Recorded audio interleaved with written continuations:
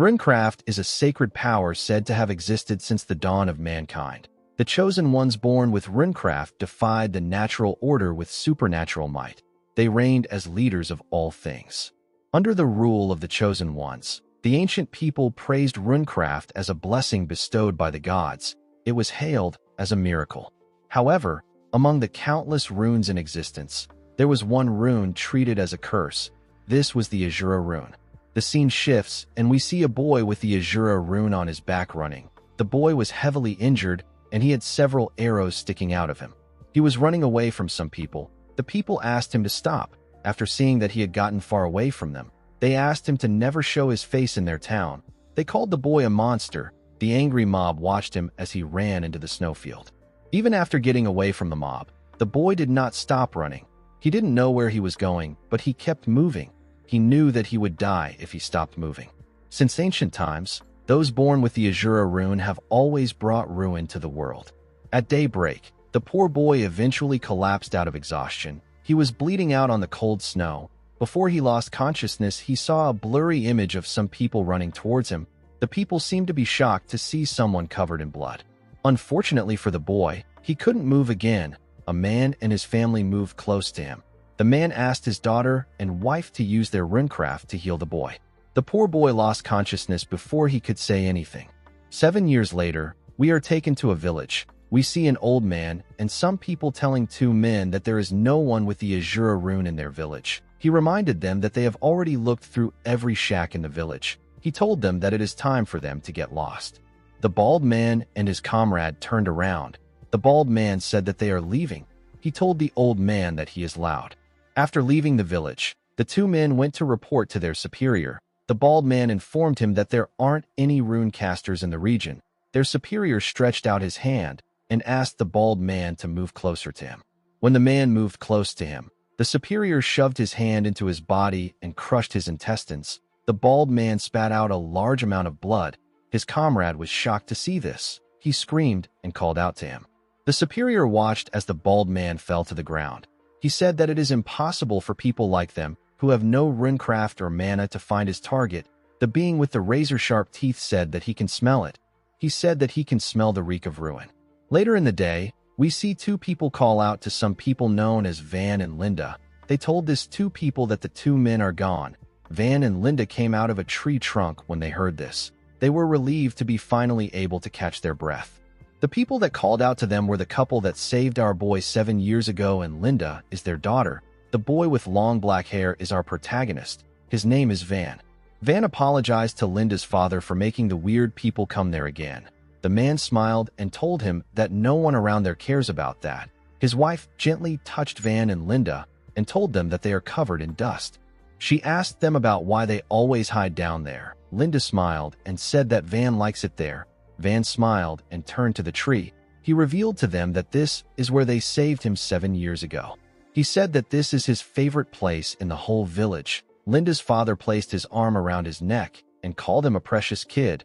He turned to his wife and asked her about how the wedding preparation is going. She informed him that she is done. She said that they will start as soon as the sun sets.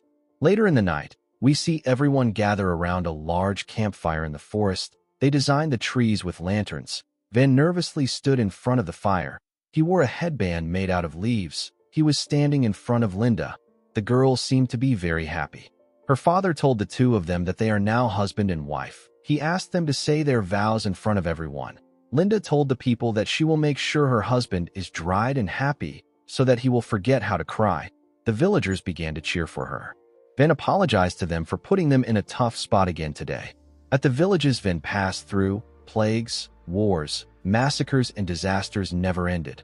Wherever he went, the screams of pain and despair followed. The poor boy couldn't settle down anywhere. If the villagers hadn't taken Van in, he would have died 7 years ago. Our boy told the people that he is not certain if it is okay for them to accept someone with the Azura rune. The moment he said this, Linda gave him a heavy punch on his face and asked him to shut up. Van fell to the ground when he received the punch. Linda told him that they would have never accepted him if they were really scared of him. She revealed to him that they were actually worried when they first met him 7 years ago. However, when a real crisis hit the village, he protected all of them by himself. Linda told her husband that they already decided not to worry anymore. She smiled and assured him that they will get through any crisis that comes at them together like they did in the past. The villagers laughed and told Van that they will protect him for life. One of them said that he is too soft. He wondered about how he was going to handle a girl like Linda. Van stood up and faced his wife. Linda's mom told them that they need to finish the wedding. Van told the girl that he loves her. Linda told him that she loves him too. They gently kissed after saying this. Immediately they did this. The mysterious being appeared. He released his energy and said that he feels like crying. The moment he said this, a large explosion took place in the forest. When Van opened his eyes, he saw his hands covered in blood. When he raised his head up, Van saw something horrifying. The ground was filled with dead bodies. Everyone was covered in blood. Van fell to the ground and screamed out. He couldn't comprehend what was happening. He didn't understand why this was happening now. He was horrified to see the sea of bodies in front of him. He saw Linda's father, whose name is Partel, lying on the ground. He called out to her dead mother, whose name is Kara. Van did not know what to do. He stretched his hand out in fear. He said that he doesn't know what is happening. Immediately he said this. The mysterious being appeared behind him and greeted him. Van was shocked to hear his voice. The man gave him a punch that sent him flying. Van hit his body on the ground and slammed his back on a tree. The man dragged Linda's injured body on the ground and sang a song about Van hiding his Azura rune. He said that all hidden things will show eventually. Van asked him about who he is. He asked him about why he is doing this to them. The man told him that he doesn't need to know the reason. He told Van that he has business with him. He revealed to Van that there is someone who needs the true ruin of his Azura rune.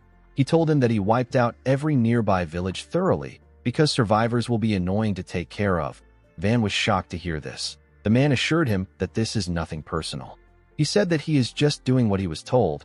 He asked Van not to hate him too much. Immediately he said this. He covered our boy with his energy. He revealed to him that this is a pocket dimension prison prepared for him by someone. He explained to him that 1,000 years or 10,000 years doesn't mean much in the prison. He told Van that he will let him out when the time comes. He asked him to wait and be good. He told Van that he actually doesn't know when the time will be. Van stretched out his hand, but the branches created by the man's energy held him down. He quickly turned to his wife. He saw Linda moving her mouth. She was telling him something. She gently smiled after talking to him. Van stretched out his hand when he saw her smile. Unfortunately for him, the pocket dimension prison wasn't going to let him go. Tears poured out of his eyes as the pocket dimension prison closed up. The prison took the shape of a sphere and locked Van in its dimension. Inside the prison world, we see Van lying lifeless on a huge rock. He wondered about what the man meant when he talked about the true ruin. Van always wanted to believe that there was more to his life other than a single rune. He realized that there was never a way out for him from the very start. He told himself that his very existence only brought ruin and death. He realized that there was never a way for him to escape this fate. He wondered if Partel, Kara, and Linda would have survived if he just accepted his fate a little earlier. For the first time in his life, he wanted to believe that things would be different. He wanted to try living a normal life. Van told himself that his vain hope and greedy wish killed everyone. Immediately he thought of this. Numerous spirits surrounded him from all angles. Van didn't move. He was too broken to do anything. He simply told the spirits that he was sorry. He said this thousands of times. He asked the deceased not to forgive him. Inside his head, Van wondered if a God exists. He wondered why God would inflict such a cruel fate upon him. He quickly realized that he is wasting his time. He wondered about what the gods could do for him now. He was quite tired. He was in so much pain. He was tired of life. He closed his eyes and hoped that he would die peacefully. The moment he did this, he remembered his wife telling him that it is not his fault. Even though blood was pouring out of her eyes, Linda still smiled and told her husband that she will love him forever. Van opened his eyes when he remembered this. He pushed himself up. His shirt tore apart and his hair grew longer. He disagreed with Linda and said that this is his fault. He opened his eyes, which had turned red, and asked himself about why he is searching for peace. He told himself that he is spouting nonsense. He couldn't believe that he wanted to end things and take the easy way out. He raised his head and screamed. He told himself that he cannot die yet because he still has something to do. With a horrifying look on his face, Van said that he still has to get revenge. He remembered the dead bodies he saw. He remembered people always telling him that the Azura rune invariably brings ruin. Van screamed and said that he doesn't care anymore. He said that no ruin can be worse than this. He remembered the man telling him that someone needs the true ruin of his rune. Van screamed and released a terrifying energy. He said that he will make the person feel the ruin by himself. He promised to show them what true ruin is. He remembered the village people and the family that took care of him. He asked them to give him a little more time.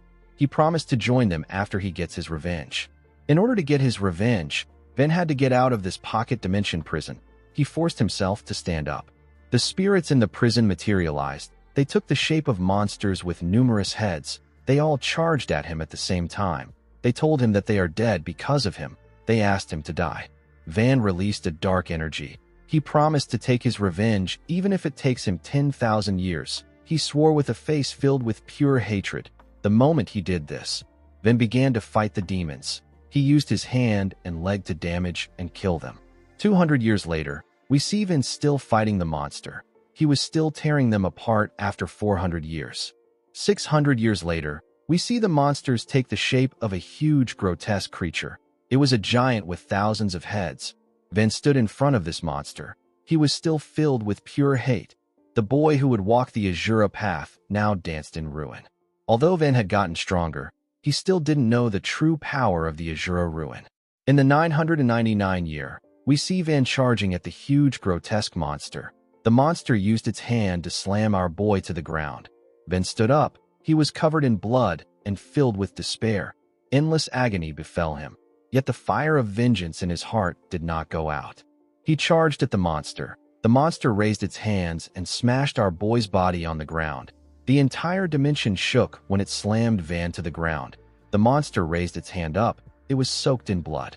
Van was lying on the ground with his bones crushed. He was slowly losing consciousness.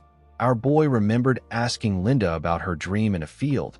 The girl told him that she wanted to become his wife and make her parents his in-laws. She said that she wants one son and one daughter. She stood up and revealed to him that she wants to get a home where he will always come back smiling. A gentle breeze blew and made the flowers move around her. Linda told him that she also wants to get a fence to keep him safe. She smiled and told Van that this is her dream. Van fully opened his eyes when he remembered this. The moment he did this, the true power of his rune got released. A crazy-looking demon smiled when this happened. Van screamed out in pain as his body pushed itself up. A dark energy got released from his body. His energy dragged some of the bodies on the ground and placed them on his body to create something. A huge explosion took place in the prison. When the smoke cleared up, we see Van in a new black armor. Our boy knew that this was the true power of ruin. The god of ruins, whose name is Azura, used the power of ruin to summon the armor known as helms. Van walked forward. He realized that no one would have died in the past if he had this power. He clenched his fist and took a stance. He smiled at the monster like a crazy person. He raised his hand and punched the air. His punch pierced the monster's stomach and sent it flying. It slammed its back on the ground. Van jumped and clenched his fist. He covered it with his energy. He activated the first manifested armament. He activated a technique known as Annihilation Fist through the armament. To use Annihilation Fist, Van is given a gauntlet imbued with the power to annihilate matter at the particle level. The destructive power of the technique depends on the user's mana. Van gave the monster a bone-shattering punch on its head.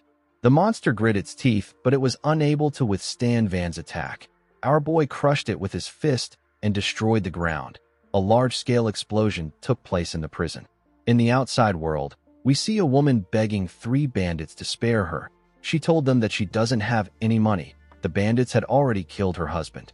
Their leader bent down and told her that he will simply take a few organs. The moment he said this, Van appeared behind him. Our boy's body was covered with different black lines which were left on him by his rune. He told the man that he has something to ask him. The leader turned around when he heard this. Van asked him about the year they are in. The man was surprised to hear this. He stood up and smiled. He placed his hand on Van's head and called him a curious young man. He told him that they are in the 1500 year. He asked him about why he is asking. Van didn't answer him. He was trying to calculate the time he spent in the prison. The man's comrade moved behind him and raised his weapon. The leader nodded at him when he saw this. The man slammed his mace on Van's head. Unfortunately for him, his mace shattered. Our boy wasn't even bothered about him. He realized that only 5 years has passed in the mortal world. The man was shocked to see what happened. The other bandits were also shocked to see what happened. With a scary look on his face, Van turned to the man who attacked him. He turned to the other two and gave them heavy punches. The men were unable to move. Van covered his fist with his gauntlet. He moved past the men and gave them light punches. However, these blows were too much for them. The upper halves of their bodies got blown away. Only their legs fell to the ground. The last man knew that he was dead. Van turned and called out to him. The man quickly answered him. With a smile on his face, our boy told the man that he has a question for him. On the continent of Aten, countless kingdoms have been founded there with the power of runecraft since ancient times. Among these kingdoms, there is a kingdom praised as the greatest kingdom in the history of Aten. This kingdom is the Zoe Kingdom. The Zoe Kingdom has dominated the continent as a hegemony for many years. They relied on their overwhelming military strength. The scene shifts, and we see Van showing the man an image of the mysterious man.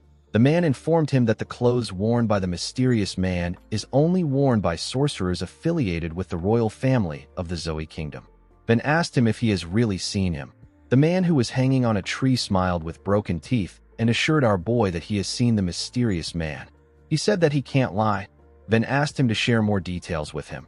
The man revealed to him that a mercenary named Kezarak visited the leader, whose name is Digiol, and gave them a request 5 years ago. Kezarak said that the request came from some big shot. He told the leader that the request is nothing special. He explained to him that he needs to find someone and clear a few villages. He assured him that he will pay him a lot of money. He asked him if he will take it. Although Kezarak said that it is a big shot, the bandits did not expect it to be a sorcerer from the Zoe Kingdom. There was no reason for them to refuse, so they accepted the request immediately. Since they were bandits, this wasn't a big deal for them. They easily cleared the villages and left no traces behind. The man said that it was tough for them to burn all the corpses because there were so many. He told Van that they were still able to take care of them. After they were done with the job, Kezarak paid them and left immediately. Van asked the man if there was a girl with short orange hair among the corpses. The man said that there was. He told our boy that the girl caught his eyes instantly. He said that her corpse was probably burned too. He said that it was a shame because she was so pretty. He told Van that she would have fetched a high price if she was sold as a slave. The moment he said this, our boy remembered his wife and his in-laws. The man realized something odd. He asked Van about how he knew about the girl. The moment he said this, Van gave him a bone-shattering punch. The scene shifts, and we are taken to the bandit den known as Digiol Mountain Hideout. We see the bandits beating up slaves and moving them to different places. They locked some kids up in a wooden cell. One of them said that the kids are quite fresh. Another one said that they have been very rebellious. He called them trash. Their comrade told them that they sell better if they are livelier. While the bandits were carrying out their usual operations, someone knocked on their gate. One of them quickly opened a small opening in the door. He saw the face of the man who received our boy's punch. The man said that he brought drinks. He asked the guard to open the gate quickly. The guard asked him about why he is so late. He told him that he has been gone for ages. He opened the gate and asked him if he brought back something awesome. The moment he said this, he received a punch from Van on his face. Our boy threw away the head of the man who he beat up earlier. He pushed the guard inside and crushed his head. The other guard raised his mace and swung it at Van. Our boy blocked it with his hand. The man swung his mace at Van multiple times. He called him a bastard and asked him about where he crawled out from. Van easily dodged his attacks and moved closer to him. He clenched his fist and covered it with his energy. He asked the man to shut up. He gave him a bone-shattering blow and destroyed part of their gate. The bandits all turned to the gate when they heard a loud sound. They saw Van walking towards them with the head and body of their comrades. He called them insignificant pests that have gathered to play bandits. He threw the head and body of their comrades in front of them. He asked them about where their leader is. He said that he wants to talk to him. The bandits took out their weapons. They wondered if our boy has lost his mind. One of them asked him if he knows where he is. A huge man wearing a fur coat asked them to step back. One of them turned to the man who turns out to be their leader and assured him that they can handle the situation. Digiol called him an idiot and asked him if he wants to lose his life. He said that our boy is a sorcerer born with runecraft like him. He asked his subordinate to step back. He asked Van to tell him what he wants from him. Van reminded him that he did a job for a sorcerer in the Zoe Kingdom 5 years ago. The meeting was arranged by a mercenary known as Kezarak. Digiol was impressed that Van was able to get this much information out of his subordinates. He asked our boy about what he wants. Van pointed at him and asked him to tell him where Kezarak is. He assured him that he will spare them if he does this. The man told him that he will tell his corpse where Kezarak is. Immediately he said this. He covered his hand with his energy and gave Van a very powerful punch on his face. The attack sent Van flying. Digiol told our boy that he should try hiding his magic power that is covered in killing intent if he is going to lie that he will spare them. The moment he said this, his body completely transformed. Digiol has the blade rune. It gives him the ability to cover his entire body with sharp and hard blades. The bandit told Van that he is going to die there.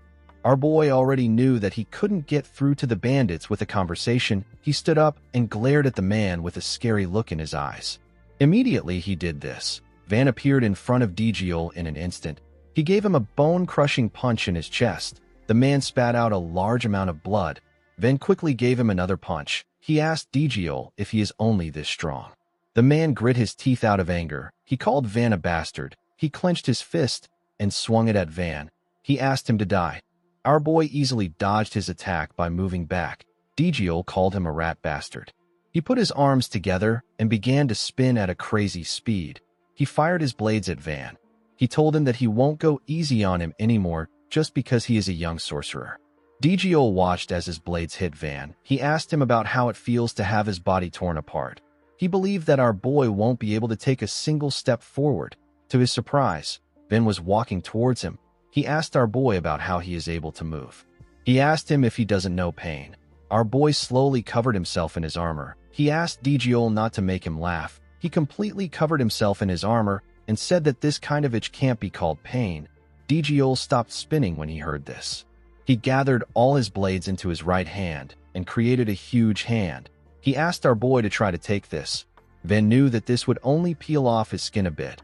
He felt like the attack was too shallow. The level of pain it could cause was too shallow. The swamp of pain Van fell into wasn't this weak. He clenched his fist and thrust it at Digiol's fist.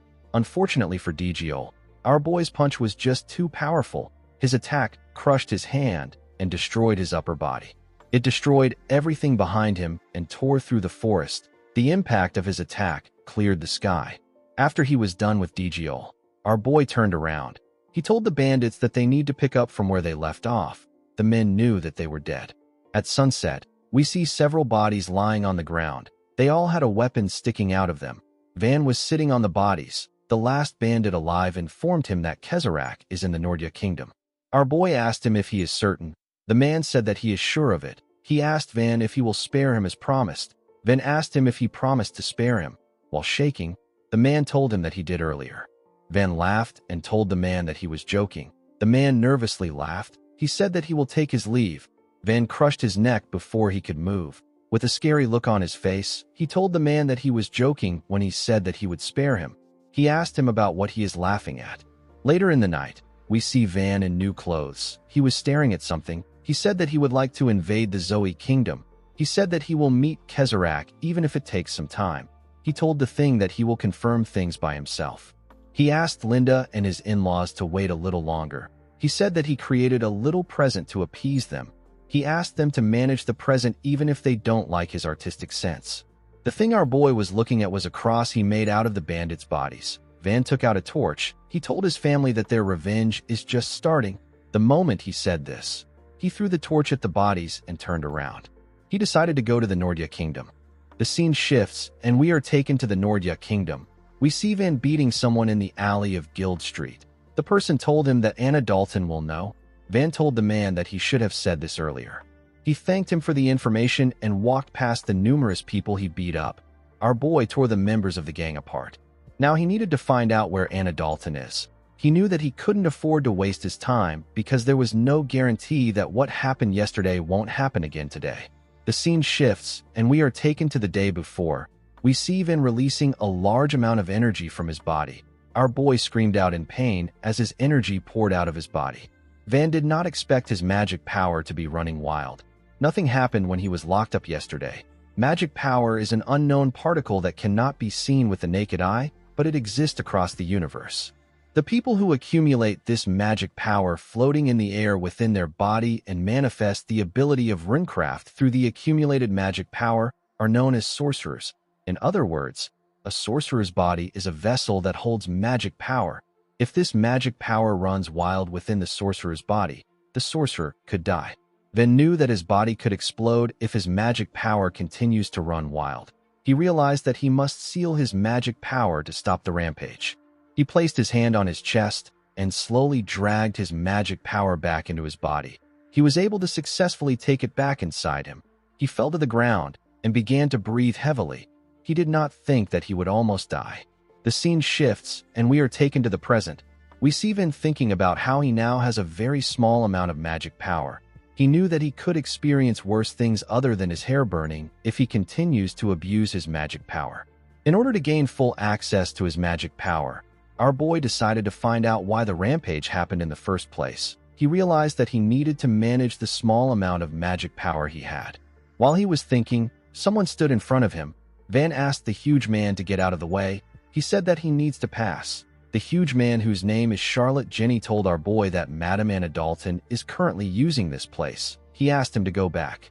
Van told the man that he should have said this earlier. With a scary look on his face, he said that he has found the right place. He gave Charlotte a punch on his face. The man spat out some blood and fell to the ground. Van apologized to him and asked him to sleep for a while. He went into the building, which turns out to be a bathhouse. He saw 3 men wearing a blindfold standing in front of a big hot spring. The men were surprised to see him. The woman inside the hot spring also did not expect to see him. She wondered about what Charlotte was doing. She asked Van if he won't get out. Van carefully moved his hand. He told the woman that he is looking for a mercenary named Kezarak. He said that he heard someone there knows the man. The woman found it amazing that someone would go around calling Kezarak by name. She called Van a brat and told him that he is going to die without anyone knowing. Due to her reaction, our boy was certain that he had found the right person. He asked her to tell him everything about Kezarak. The woman laughed and called Van a crazy bastard. She ordered her men to rip his mouth off and bring it to her. The woman smoking a pipe is Anna Dalton. She is the #1 information broker in Nordya Kingdom. Her men accepted her order and released their magic powers. They began to transform. Their bodies became much bigger and stronger. It got covered with fur. The men transformed into werewolves with 5 eyes. They charged at Van together. Our boy slowly removed the cloth he tied around his hand to hide the lines on his body. He said that he wanted to talk about it. He didn't know why people make things hard every time. He dodged one of the wolves' attack and gave him a punch on his head. He gave another one a powerful blow in his stomach. The attack sent the werewolf flying. Immediately he did this. The 3rd werewolf attacked him for the side. Our boy dodged the attack. The werewolf's hand hit the wall. Another one tried to hit Van from the side. Our boy was able to dodge it by moving back. He covered his hand with his energy and raised his head up to see the 2 werewolves. He charged at them at a crazy speed and attacked them with a bone-crushing punch. His punch obliterated the werewolves and created a huge hole in the building. Van turned to Anna and asked her if she wants to have a peaceful conversation now. The woman did not expect him to be a sorcerer. She revealed to him that Kezarak is not there anymore. Our boy asked her about where he went to. Anna referred to him as a punk and told him that she is someone who sells information for a living. She explained to him that she can't tell him anything until she gets paid. Ben asked her about how much she wants. Anna stood up and asked him about why he is suddenly acting sensible. Then explained to her that he is not a murderer. He said that he killed those men because they were trying to kill him. He told her that he is ready to pay a fair price if she can provide him the right information. Anna revealed to him that information about Kezarak and his current whereabouts will cost him 10,000 gold. She said that this is a fair price for the information. Van was surprised to hear the amount. He said that this is a lot of money. He told the woman that he did not expect it to be this expensive. Anna gently cleaned her hands. She told Van that she can't share any information with him if he cannot pay her. Our boy turned around and asked her to wait patiently. Anna was surprised to hear this. She asked him if he has a way to make the money. She asked him about why he is looking for Kezarak. She asked him if Kezarak killed his family. Van opened the door and asked her to mind her own business. With a scary look on his face, he told the woman that he might be forced to tear her mouth apart. He shut the door and left the building after saying this. Anna smiled and said that he is so scary. In the next scene, we are taken to Mercenary Street. We see Van register himself as a mercenary. He asked the attendant about when he can get started. The attendant, who appears to be a being from a different race, explained to Van that mercenaries get a lot of work, but it takes time for rookies to get anything because experienced veterans are assigned jobs first. Although it might take some time for him to gather the money he needed, our boy was ready to wait. He already needed a legit way to make a lot of money. He had actually thought of threatening Anna to get the information he needed, but he could sense that the woman was not ordinary. Van didn't see the need in increasing his enemies. He remembered that his Auntie Kara always advised him to make money through legit means. While Van was thinking, a girl wearing a hood approached the front desk and said that she wants to make a request. She said that she needs a mercenary with no experience. The man pointed at Van and said that he is a new mercenary who just registered now. The girl quickly turned to him. She asked Van about who he is. Our boy told her that he is the rookie who just registered. The girl said that her request is simple. She took off her hood and showed her beautiful face. She told Van that she simply wants him to take responsibility for one night.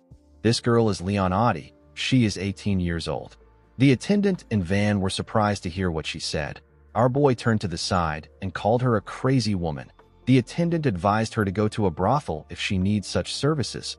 Audie told them that it is a misunderstanding. She explained to Van that she is trying to hire an escort. Our boy walked forward and ignored her. Audie asked him to make a decision after hearing the compensation. Van told her that he hates the fact that his employer is already out of her mind.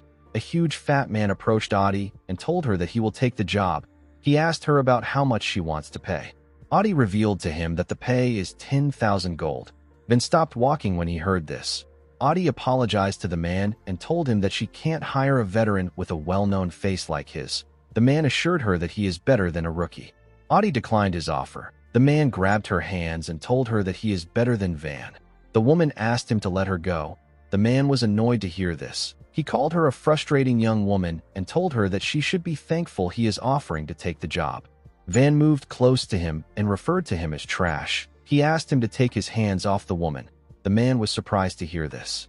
With a serious look on his face, Van referred to him as filthy trash and asked him to get his hands off his precious employer's body. The scene shifts and we are taken to a forest. We see some masked people burning some civilians. A man begged them to spare his son, but the men didn't listen. They burnt all of them alive.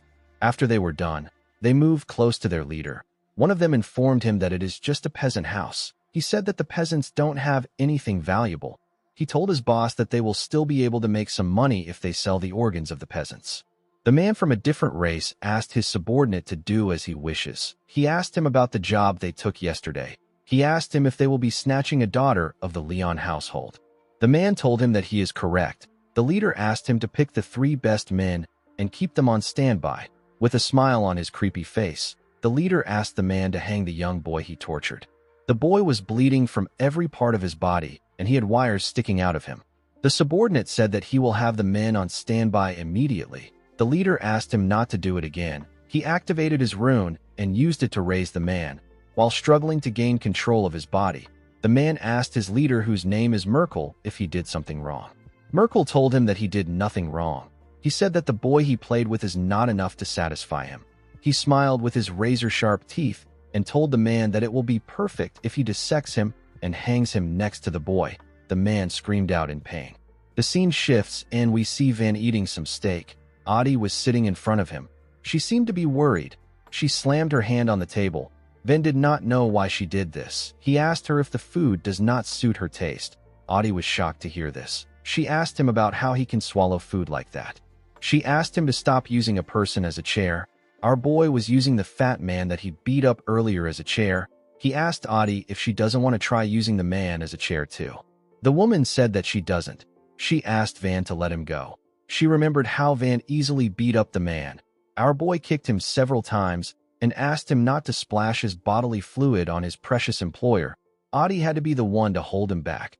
She told him that the man was going to die. The man begged our boy to spare him. Although our boy was rough, he was a skilled newbie with no paper trail. He was the perfect mercenary that Audie needed. Van got a chair and sat properly. He said that his other chair was comfy. Audie asked him not to treat people like objects. Our boy decided to get to business. He asked Audie about how far he has to take her as an escort. The woman told him that he is guarding her to the border of the Awana kingdom. She said that they will cut through the forest so that they can get there in a day. Van found it odd that she would spend 10,000 gold on a simple escort.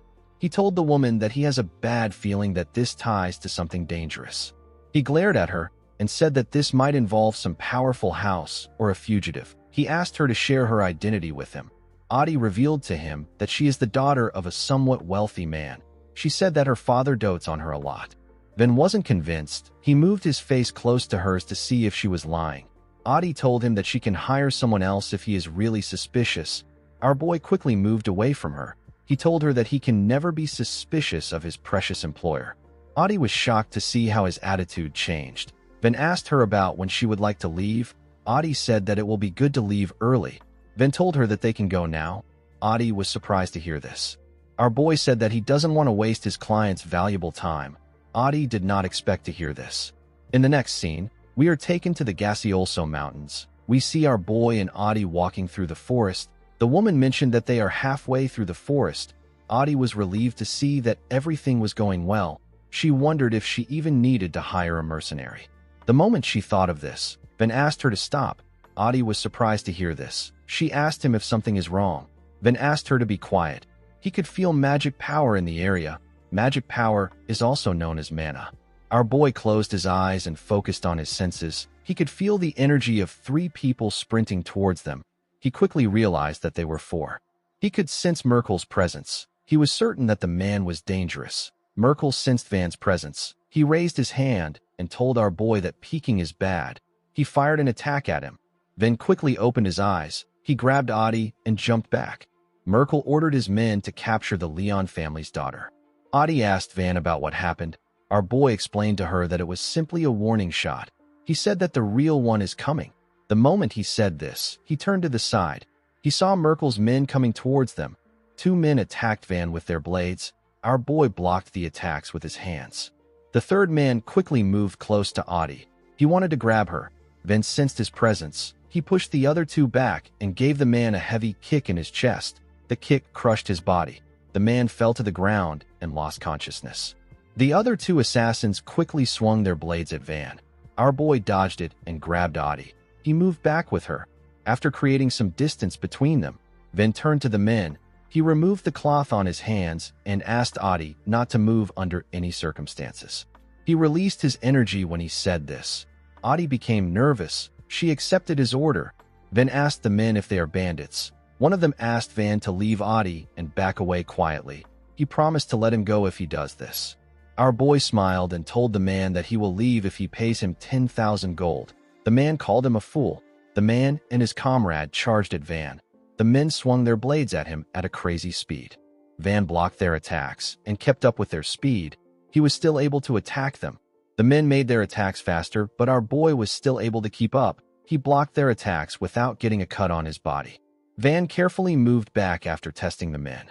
One of them said that he was worried that he would be a sorcerer. He told Van that he is just a brat. Our boy released his energy and said that he was just being careful. He told the men that he didn't expect them to be so stupid. Immediately he said this. He appeared in front of them and gave them several punches at a ridiculous speed. He gathered his energy in his fist and gave them a bone-crushing punch. His punch tore the men apart and blew away the things around them. The men's bodies were completely destroyed. Only their legs were left. Van called them a bunch of clowns. Audie could not believe her eyes. She believed that Van was younger than her.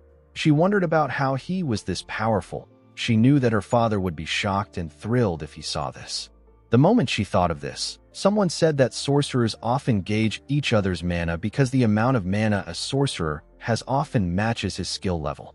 Van was surprised to hear the person's voice. He turned to him and told him that he thought he ran away because he stayed hidden for so long. The person he was talking to was Merkel. Merkel was surprised to see that Van had the same amount of mana as him even though he is just a kid. He wondered if our boy was born with it. He said that he will have to dissect him. With a creepy smile on his face, the crazy man told Van that a sorcerer like him must have amazing organs. Merkel is also known as the Mad Anatomist. He is the leader of the Merkel gang. The gang is involved in murder, human trafficking, kidnapping, and other heinous crimes. Merkel told Van that he will dissect him painlessly if he hands over Audie. Our boy asked him to screw off. Merkel raised his hand and asked him to die. He fired his energy at him, then called out to Audie. He asked her if she was lying when she called herself an ordinary merchant's daughter. Audie was shocked to hear this. She didn't know what to say. Van asked her to save her excuse. He said that he is not interested in listening to it. He grabbed her clothes and moved her in front of him. Audie was shocked to see what Van did. The attack was about to hit her. She called Van a bastard. Merkel was shocked to see Audie in front of Van. He could tell that our boy was serious about letting her take the hit. Before his attack could reach Audie, Merkel stopped it. With a look of anger on his face, the man called Van a crazy bastard. Audie told our boy that she almost died. Merkel asked Van if he isn't Audie's bodyguard. Audie called him a lunatic and reminded him that she is his employer. Van wasn't listening to her. He saw that Merkel twisted the direction of his attack in an instant. He realized that the man was a sorcerer that was skilled in manipulating mana. He understood that Merkel's goal isn't to kill Audie. He wanted to capture her. Van could not believe that Merkel wanted to take away his money. While he was thinking, Audie called out to him. She asked him if he is listening. Our boy told her that he will overlook her lie for now. Audie could not believe that he just brushed off the fact that he tried to kill her. Van moved close to her and asked her to stop arguing. He told her that he is going to throw her. He asked her to land safely on her own and hide like a mouse. He asked her if she understands. Audie was shocked to hear this. She couldn't believe that he wanted to throw her. Van asked her to relax. He assured her that she won't die. The moment he said this, he grabbed her clothes and threw her into the air with a large amount of force. He sent the woman away from the area. Merkel released his mana and asked the woman about where she is running to. He quickly began to run. Before he could get past Van, our boy grabbed his leg and asked him about where he is going. He clenched his fist and covered it with his energy. He dragged Merkel back and gave him a heavy punch on his face. He quickly changed his stance and gave the man another heavy punch in his stomach. Merkel got pushed back, but he was able to quickly regain his balance. He laughed like a madman. Van noticed something odd about the man. He was certain that his attacks landed on the man, but he could feel like they were blocked by something. Merkel smiled with his razor-sharp teeth. He told Van that he will carve him up and go after Audie. He asked our boy to look forward to it. He assured him that it will be an electrifying experience. The runecraft in Merkel's possession is the psychokinesis rune. His rune allows him to manipulate an object's physical state with mana. He also has the ability to discharge power in an instantaneous burst like a shockwave. Merkel raised his hand and fired an attack at Van. Our boy quickly moved to the side to dodge the attack. Merkel charged at him with this opportunity and gave him a punch when he got close to him. Van used his arms to block the attack. He realized that Merkel was good at hand-to-hand combat, and his body was clad in psychokinetic energy. Van quickly took a stance and gave the man a heavy punch in his stomach. The attack didn't move Merkel. He raised his hand and pointed it at Van. Our boy quickly moved away from Merkel's sight. The man fired his energy immediately. Van moved. Our boy quickly swung his fist at him. His attack was blocked by a shield. Merkel created the formidable shield with his psychokinetic energy. Upon seeing that his fist couldn't reach the man, our boy moved back. He did not like this annoying runecraft. He took a look at his arm. He noticed something odd. Merkel told our boy that he is wasting his time. He said that their mana may be at similar levels, but the abilities of their runes are worlds apart. Van wasn't really listening to the man. He was more focused on his arm. Merkel told him that he can take him in if he wants to work for him. He assured Van that he can earn several times the amount that Audie is offering him if he works for him. Van revealed to him that Audie agreed to pay him 10,000 gold. Merkel laughed when he heard this. He revealed to Van that they can get this kind of chump change by attacking 2 villages. He told our boy that he is getting paid a small amount for his skills. With a scary tone in his voice, Van asked him about what he means by attacking villages. With a smile on his face, Merkel said that he is involved in things like assassination, kidnapping, robbery, and human trafficking. He said that they do everything without asking questions and make a lot of money. He asked Van if he is interested. Our boy smiled when he heard this. He began to laugh like a crazy person. Merkel believed that Van was laughing because he liked what he heard. He said that he is such a good judge of character. Van released his mana.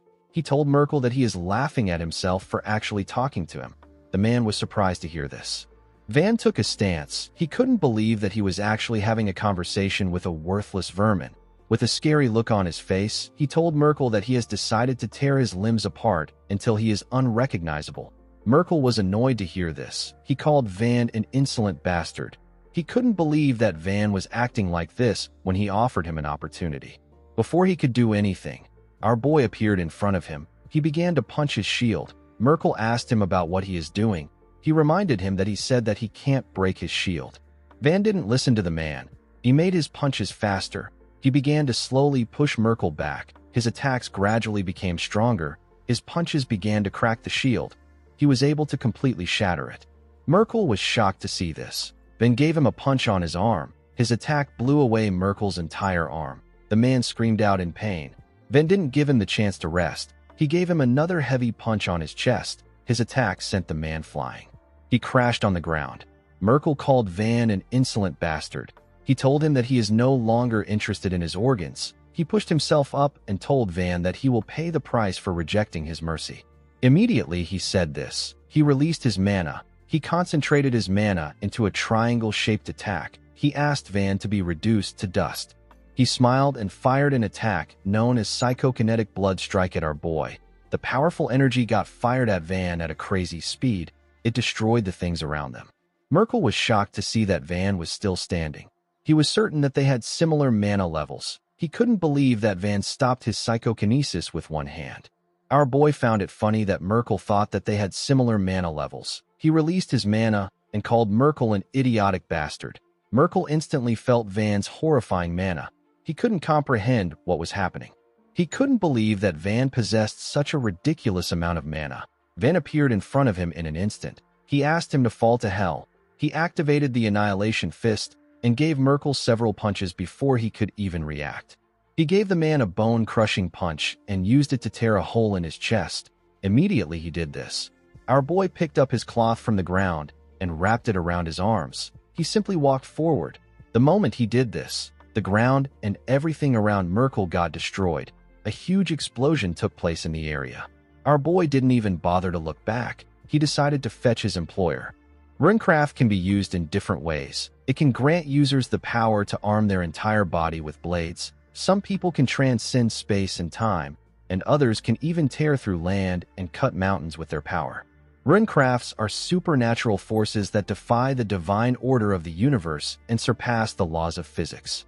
Among all this runecrafts, the one called the Azura rune is labeled as the worst in history. However, due to the actions of the boy who wields the rune, a new history is being written on the continent of Aten. In the next scene, we see Van find Audie sitting next to a tree. Audie quickly stood up and moved close to Van. She asked him if he was crazy. She asked him to tell her why he would just throw someone away like that. Van slammed his hand on the tree behind her. Audie became scared. With a scary look on his face, our boy reminded her that she is hiding something from him. Audie became quiet. Van asked her not to worry about it. He said that he is not very curious. He asked the woman to give him the money she promised since he brought her to her destination safely. Audie quickly took out a bag full of gold and gave it to Van. She told him that there is 10,000 gold in the bag. Van turned around and told her that he is leaving. Audie called out to him. Our boy stopped walking and turned to her. The woman hesitated and said that it is nothing. Van walked forward and said that he is really leaving. Audie wanted to take our boy to her family, but she didn't want to drag such a young mercenary into the war. She felt bad about letting Van go. She turned around and decided to return to her family. The scene shifts, and we are taken to Anna Dalton's third residence in the Nordya Kingdom.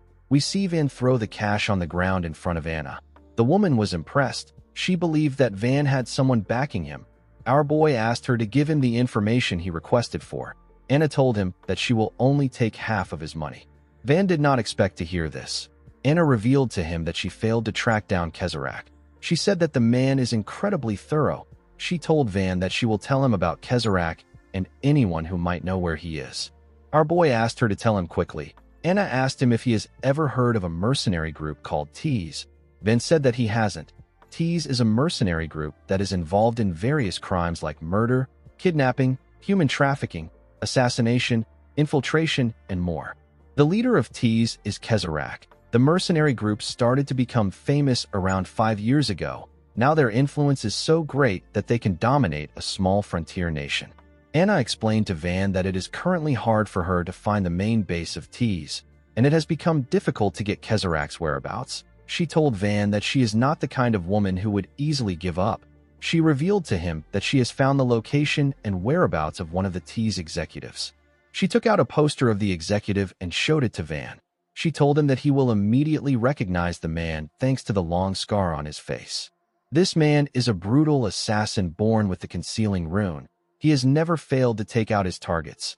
Van believed that the man will know where Kezerak is. He asked Anna to tell him where the man is. The woman revealed to him that the assassin is in Valhild City in the Bogra Kingdom.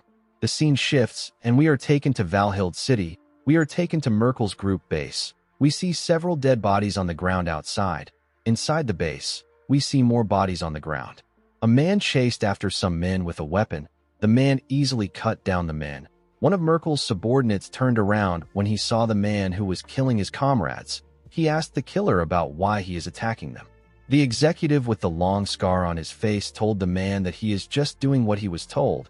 He said that he might have been given the order because their group failed the mission given to them by Kezerak.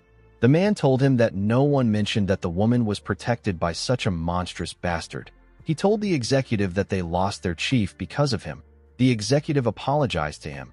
He explained to him that they didn't think that Merkel would be defeated by some frontier mercenary.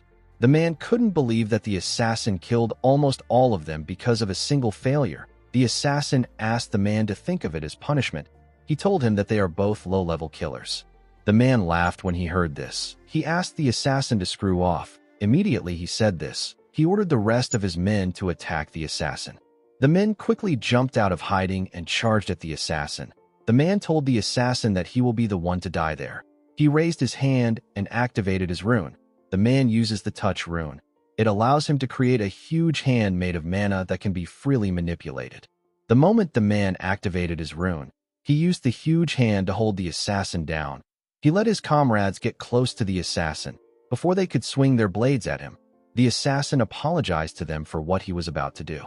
Immediately he did this. He activated his concealing rune and disappeared. Everyone was shocked to see this. They couldn't believe their eyes. The assassin appeared behind the man using the rune in an instant. The man quickly turned around when he sensed his presence. He realized that he was screwed. A while later, we see the assassin walk out of the building. He saw a man waiting for him outside. The man asked him if he has taken care of everything. The assassin asked the man if he cannot see that he is covered in blood. He told him that he can go inside to check by himself. The man said that he cannot do such a thing. He told the assassin that he must have handled it as clean as he usually does. The assassin asked him to get lost if he has confirmed everything. The man informed him that an investigation is being carried out on the mercenary who killed Merkel. He told him that the mercenary has black scars around his eyes and neck, due to the fact that the man was telling him about Van. The assassin asked him if our boy is now a target. The man laughed and told him that he is correct. He told the assassin that this is why Kezerak won't let him go. The assassin asked him to shut up. The man said that he will inform Kezerak about what happened today. After saying this, he disappeared. After the man left, the assassin took out a cigarette and placed it in his mouth. He looked at the moon and thought about how Van has black scars on his eyes and neck. The scene shifts, and we are taken to Anna's house. Van said that the Bogra Kingdom is close by. He told Anna that he has one more question. With a scary look on his face, Van asked her to tell him the name of the executive. Immediately, he asked his question. We see the assassin thinking about how the number of people he has to kill keeps increasing. The assassin is known as Hoxa. He is an executive of the T's mercenary group. In the next scene, we see a young boy and girl nervously standing in front of something. The girl asked the boy, whose name is Mayget, if there is any way for them to get out of this situation. A huge snake-like monster with an open intestine stood in front of the boy and girl. The monster had a huge set of teeth in its intestines. This snake monster glared at the two children. Mayget told the girl that he doesn't have any ideas. The snake monster hissed at the children and raised its gigantic hands. Before the monster could crush them, someone charged at it. The person jumped and clenched his fist. The person turned out to be Van. Our boy tore through the monster's intestine with his fist. The monster was unable to react to his attack. Its body tore apart, and its flesh spilled out. The two kids were shocked to see this. The monster fell to the ground in front of them. Van wore a hood and moved close to the children. He asked them if they are all right. With a shaky tone in her voice, the girl told him that they are fine. She thanked him for his help. Van turned to the sky to see numerous flying monsters that were above them. He told the kids that the area is crawling with monsters. He advised them to leave immediately. The girl told him that she wants to repay him for saving them. Van asked her not to worry about it. The girl told him that they can't just let him leave. She asked him to join them for a meal. Megat agreed with her. He told Van that their shop is nearby. Van declined their offer. He told them that he is actually looking for a shop around the area. The blonde girl, whose name is Ofen, asked him about the name of the shop. She said that they know every shop around the area. Van revealed to her that he is searching for a tavern called the Blue Knight. He asked her if she has heard of it. The girl was surprised to hear this. She revealed to Van that this is the name of their tavern. Megat found it surprising that someone was searching for their tavern. He said that it is not a place people usually look for. Ofen asked him to shut up. She moved close to Van and introduced herself to him as the cook of the tavern. She introduced Megat as her younger brother. She referred to our boy as Savior and asked him about his name.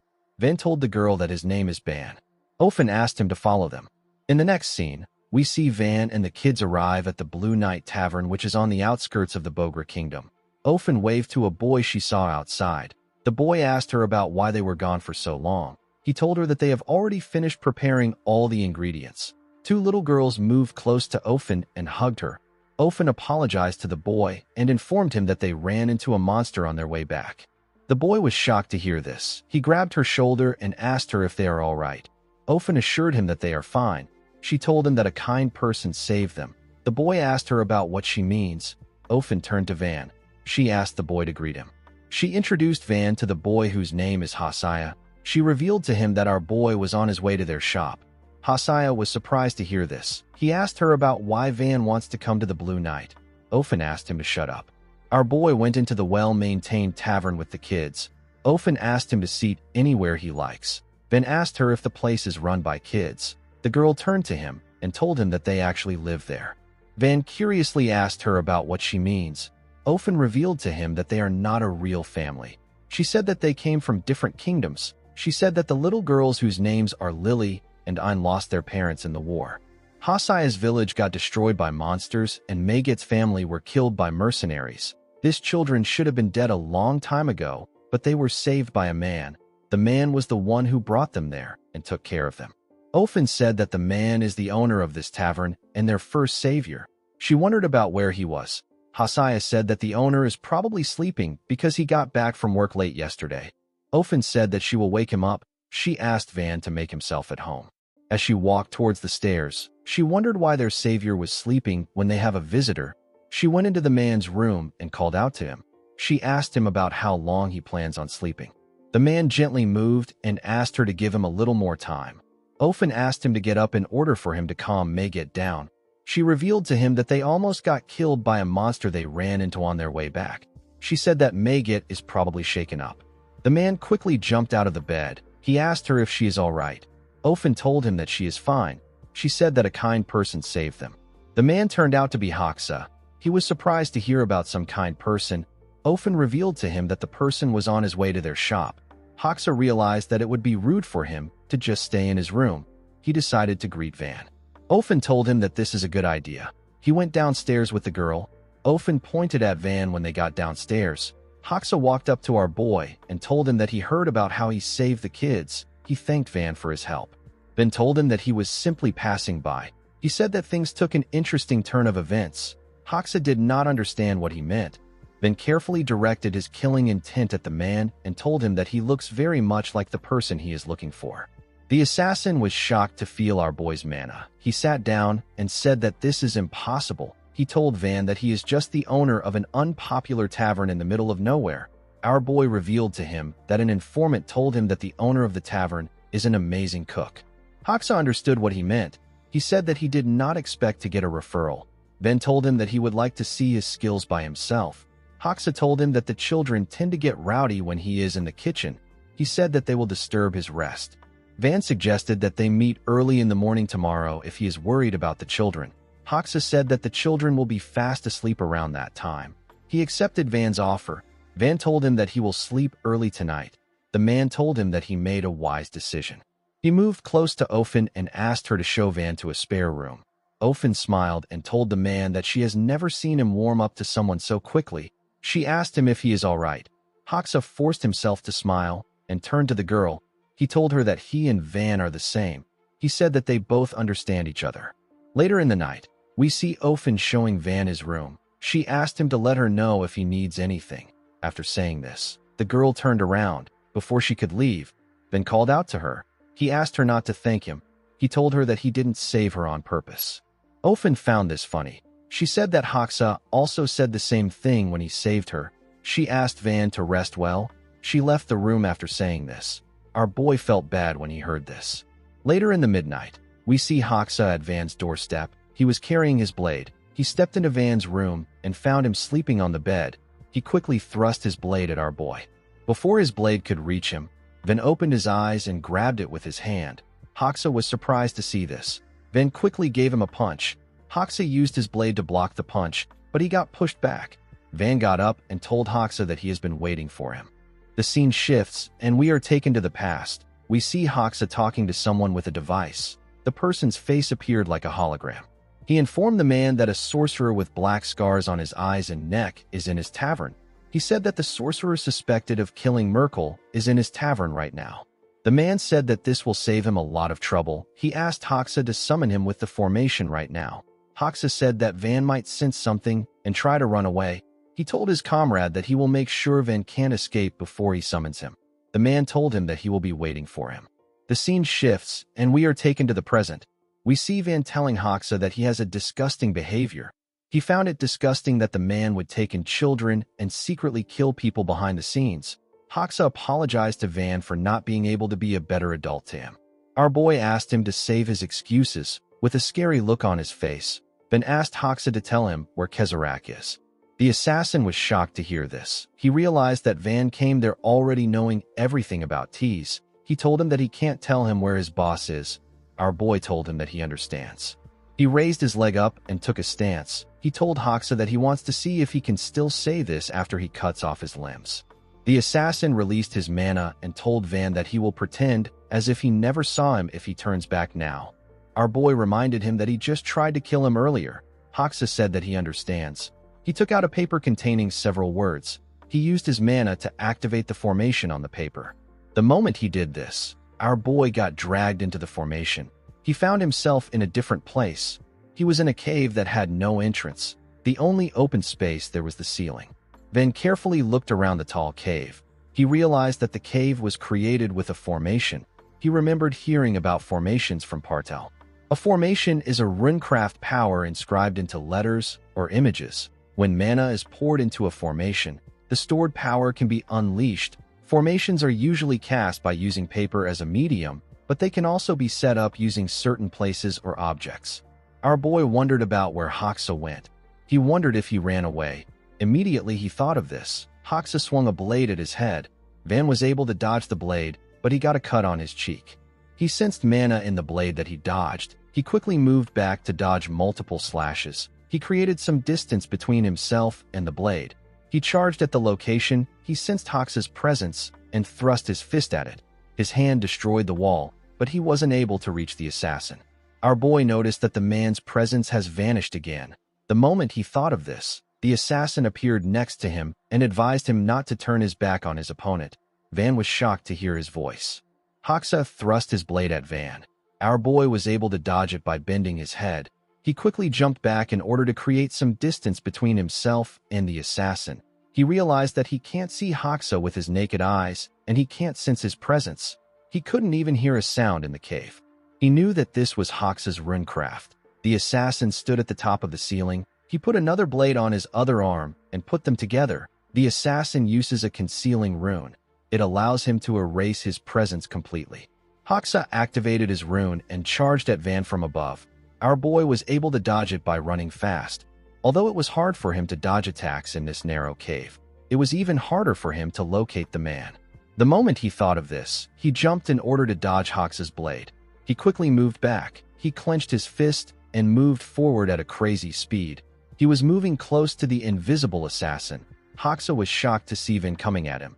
He quickly realized that our boy has figured out his location.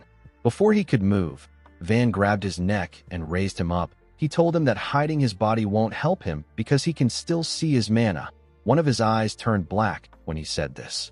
The eye is his second manifested armament. It is known as the Truth Eye. The eye allows him to perceive even the faintest mana that is undetectable to normal senses. Hoxa could not believe what was happening. Van slammed his body to the ground with a large amount of force. The impact of the attack destroyed the ground. Hoxa spat out some blood and rested his back on the wall. He told Van that he is the second rune caster to find him with mana alone in his 40 years as an assassin. Van asked him to tell him where Kezharak is. Hoxa asked him to tell him what he thinks of his kids. He said that they are quite adorable. Unfortunately for him, Van was not ready for his nonsense. He grabbed his arm and asked him to tell him where his boss is. He removed his arm and asked him to answer him. The assassin screamed out in pain, while breathing heavily. He said that he has murdered countless people because of Kezharak's order. He said that he is a man beyond forgiveness. Our boy placed his hand on his other arm. He told Hoxa that he will rip off his other arm if he confesses to him one more time. Hoxa said that he cannot die, yet even if everyone condemns him. He said that he hasn't protected the children yet. He asked Van to accept his apology. Immediately he said this. He took out another paper and inserted his mana into it. Our boy was surprised to see another formation. A portal appeared above Hoxa. A monster jumped out of the portal and gave Van a blow in his chest. The attack pushed him back. Hoxa's comrade was on the monster. He said that he has finally found our boy. Van gently cleaned the blood on his lips. With a menacing look in his eyes, he called out to the man and asked him if he cannot see that they are talking. Van noticed that he was bleeding in his stomach. He realized that the monster's claw went into him. The man carefully looked at Van to see if he was his target. The fact that our boy was able to drive Hoxa to this point convinced him that Van is the one who killed Merkel. Hoxa pushed himself up. He advised his comrade to be careful. He informed him that Van found him with his rune. He said that he can't even guess his level as a sorcerer. The man was impressed when he heard this. He did not think that someone so young would be this powerful. Van called out to the man. He asked him if he is willing to answer his questions. The masked man asked Hoxa about what our boy is talking about. Hoxa revealed to him that Van asked for Kezharak's location. The man laughed and apologized to Van. He took off his mask. With a creepy smile on his face, the man told Van that there is no one who will answer his question. This bald man's name is Bridgeton. He is also an executive of Tease. Van realized that he couldn't talk things out with the man. He charged at the bald man. He clenched his fist when he got close to him. The monster behind Bridgeton clenched its fist when it saw Van. It quickly attacked our boy before he could touch Bridgeton. Van was able to block its attack with his fist. Immediately he did this. Hoxa appeared behind him. Our boy quickly turned to see the man. Hoxa swung his blade at him. Van jumped to dodge the man's blade. The monster's fist hit the ground when Van went up. Our boy clenched his fist and swung it at the monster while he was in the air. The monster raised its hand to block his attack. Van told it that it is not wise to block his attack. Immediately he said this. He slammed the monster's hand to the ground and destroyed it with his punch. The monster screamed out in pain. Our boy ran forward the moment he landed on the ground. Bridgeton smiled at him. He told him that he has achieved remarkable things as a young sorcerer. He gathered his mana in his hand and asked Van to tell him what he will do next. He revealed to him that the amount of monsters he controls is not limited to one. The moment he said this, several monsters came out of portals in the air. Bridgeton used his rune to bring them down. Bridgeton has the summoning rune.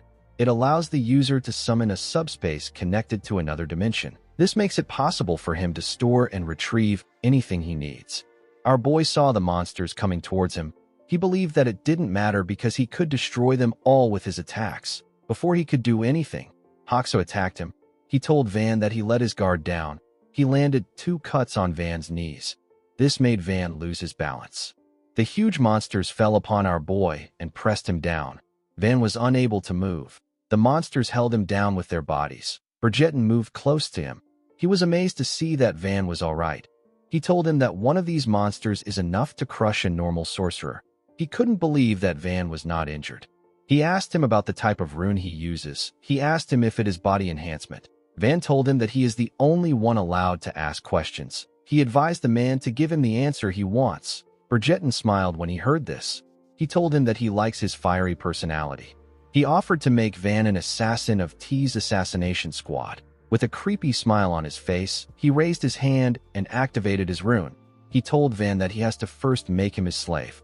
Bridgerton has another rune known as the domination rune. It is a rune that allows the user to invade a target's inner world. The user will destroy the existing version of the person and reshape their identity into whatever they wish. Van was shocked to see that the man had two different runes. Bridgerton quickly placed his hand on our boy's head. He told him that he will soon be reborn. The moment he said this, Bridgerton found himself in a world covered with red clouds. Even the ground was red. The man wondered about where he was. He quickly realized that he was in Van's inner world. Bridgerton had turned countless monsters and sorcerers into his slaves with his domination rune, and he has never failed before. He believed that he would always be able to take over his opponent's mind no matter how strong they are. When the man turned around, he saw a huge demon carrying a huge sword. The demon was smiling at him. Other demons appeared around the man. They stood on opposite sides and held flags and weapons. It was an army of demons. Bridgerton always believed that he would win, but he didn't know that he had come across someone he shouldn't have met. A boy who was neither living nor dead. A boy who survived with nothing but vengeance on his mind and endured 1,000 long years in a deep and dark abyss of pain. In the middle of the demon army, something with long hair came down from the sky. The thing moved close to the sorcerer. He was horrified when he looked into its eyes. He couldn't even run. This demon looked like the Azura rune on Van's back. The demon smiled at the sorcerer. Bridgerton didn't think that he would meet this kind of thing in someone's inner world. He didn't know the kind of world that Van had created in his mind after suffering for so long. The demon stopped smiling at the man. Its head became bigger. It manifested thousands of faces. Bridgerton became terrified when he saw this. He got devoured by the demon. He quickly got dragged back to reality. He began to breathe heavily. While he was struggling to catch his breath, Van called out to him.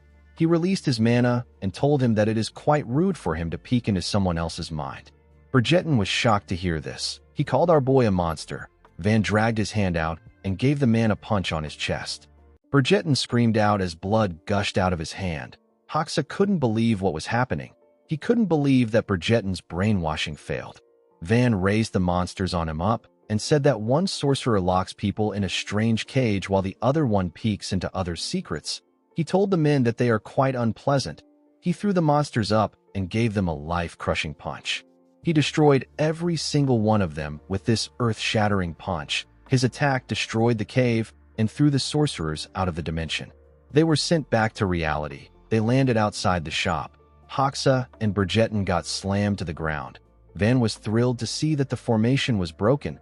Hoxa tried to stand up, but he was too injured. He spat out a large amount of blood. Van took a look at Bridgerton. He saw that the man has already passed out. He decided to question Hoxa. He grabbed the assassin by his hair. Hoxa screamed out. Van told him that this is his last chance. He asked the man to tell him where Kezarak is. Hoxa didn't say anything. Van could tell that the man wasn't going to give him an answer. He stood up and told Hoxa that he doesn't need to give him an answer if he doesn't want to. He covered his hand with his energy and told the man that he will make him speak. Before Van could do anything, Ophin screamed and asked him to stop. She and her other siblings ran in front of Van and asked him to stop. They asked him not to kill Hoxa. The assassin was shocked to see this. He asked the children about what they are doing. Ophin begged our boy to spare their savior.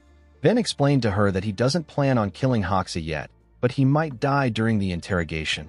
With a scary look in his eyes, Van asked the kids to get lost if they don't want to die too. Hosea charged at our boy and hit him in the leg. He asked Van to stop. Ophin called out to the boy when she saw this. The boy held Van's hand. Van asked him about what he is doing. He asked him if he is not going to let him go. Hosea begged Van to leave them alone. Hoxa begged his children to run away. The children told him that they are not leaving him. Van was annoyed to see what was happening. He asked the children if they are joking with him right now. He pushed Hosea to the ground and took a stance.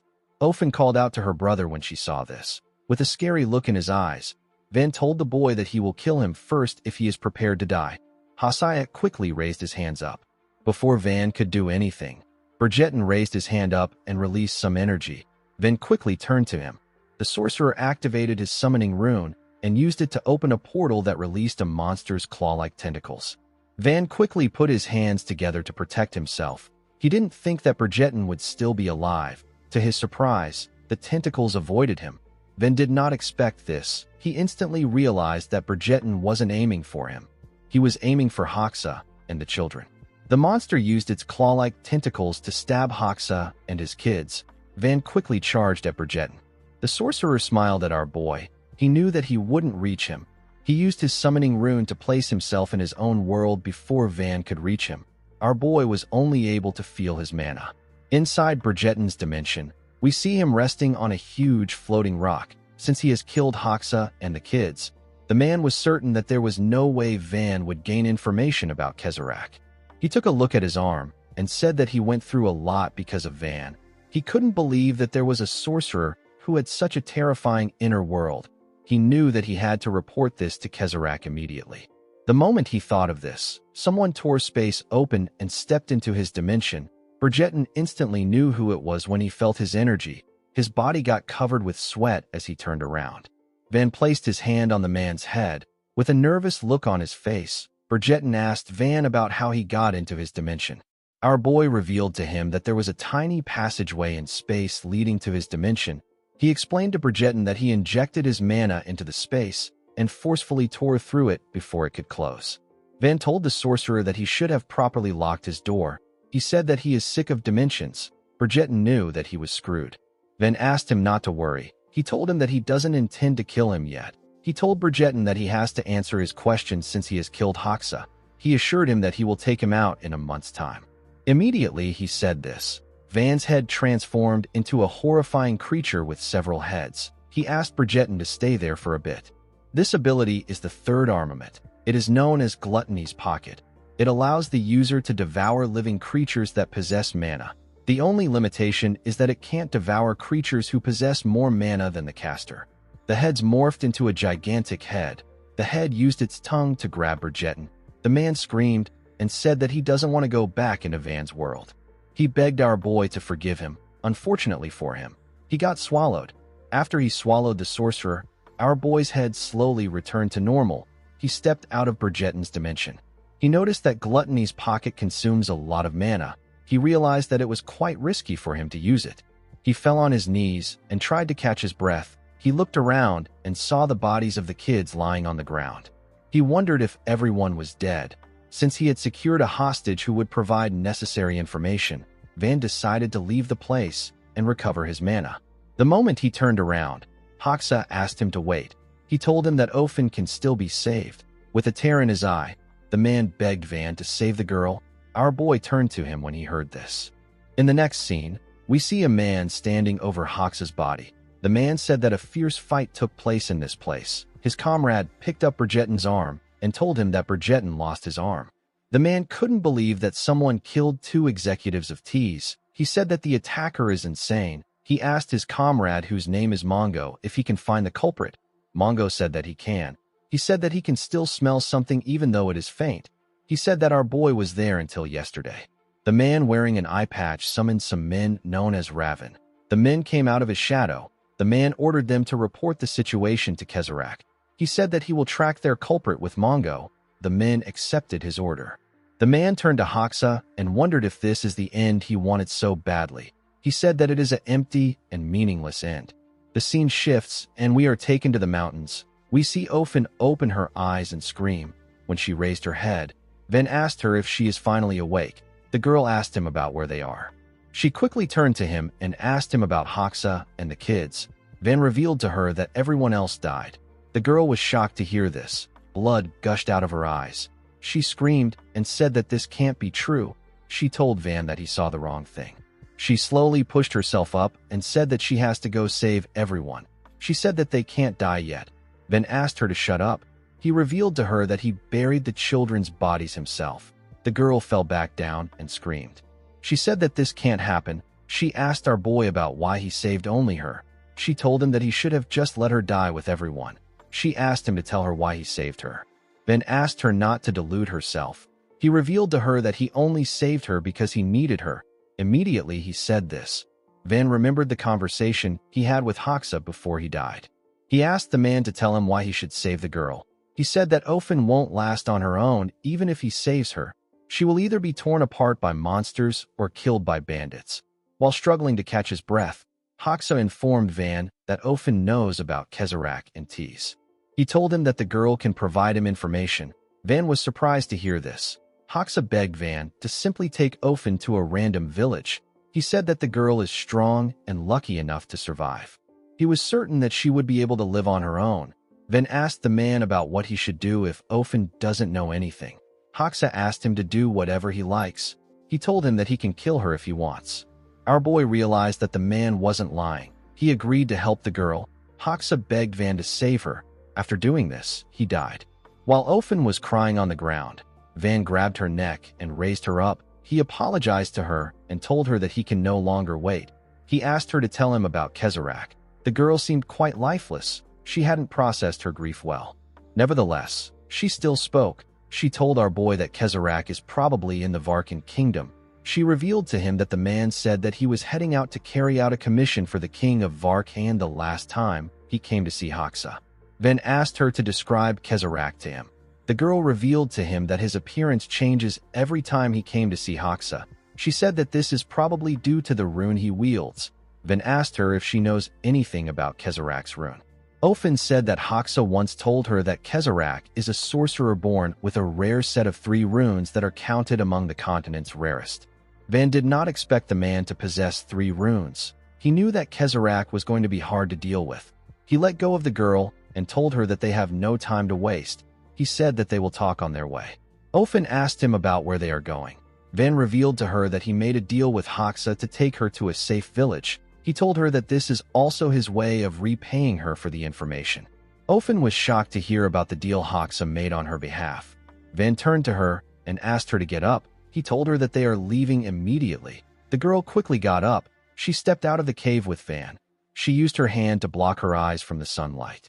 Immediately, her eyes adapted to the sunlight. The girl saw something shocking. She saw a huge rock in front of the cave. Van reminded her that he buried the kids. He said that he buried them under the rock. Ofen asked him about why he chose this enormous rock. Our boy said that he doesn't want monsters to disturb their graves. He said that the children did nothing wrong. He told Ofen that he will let her say her final farewell. Ofen walked up to the rock and placed her hands on it. Tears filled her eyes as she rested her head on the boulder. While crying, she remembered how she and her siblings stood next to Hoxa while he was bleeding on the ground. A man seemed to have beaten up the assassin. The man was from Tease. The man asked Hoxa if he escaped from Tease only to babysit kids. He asked him if he will return to his beautiful assassin form once he kills the kids. The man turned out to be Kezarak. Hoxa begged Kezarak to forgive him. He begged him not to kill the kids. Kezarak turned around and told Hoxa that his missions will be doubled from now on. He asked the assassin to never try to run away if he wants to keep playing orphanage director. After Kezarak left, Ofen asked Hoxa if he is fine. Hoxa smiled and apologized to the kids. He said that he looks pathetic. He hugged them and asked them not to worry. He assured them that he will protect them. Megat told Hoxa that he smells like meat. The man laughed out loud when he heard this. The kids also laughed. Ofen remembered Hoxa showing her the name of the tavern after he opened it up. He asked her if she likes the name. Ofen told him that it is terrible. Hoxa asked her if it is really so bad. The girl remembered how she played with her siblings in their peaceful environment. Although they were not a perfect family, they still managed to make things work. Ofen scratched her bare hands on the rock. She was filled with so much rage. She asked Van if he intends to kill Kezarak. Our boy said that he does. With a look of anger on her face, Ofen asked Van to take her along. She said that she wants to tear the bastard apart. In the next scene, we see a man sniffing the ground. The man turned out to be Mongo. Mongo told his comrade that Van was just in the area some hours ago. He looked at the huge rock and said that Van's scent is very strong around there. His comrade said that this is good news. He said that they will soon meet the one they are searching for. In the next scene, we see a man walking up the stairs. The man went to a door and knocked on it. He went inside and told the person inside that he came to report something to him. The person turned out to be Kezarak. Kezarak rested on his chair without his shirt. He told the man that he already knows that Merkel's gang failed. He referred to Merkel as trash and said that he carefully nurtured trash who only involved himself in back-alley crimes. He said that he is disappointed that Merkel gave him such an ungraceful ending. The man informed Kezerak that Hoxa and Berjetin are also dead. Kezerak sat upright when he heard this.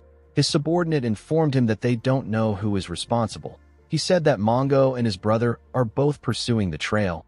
Kezerak told his subordinate that more graceless variables keep ruining things. The man asked him if this is the work of the Ethos Order who have been tailing them for some time.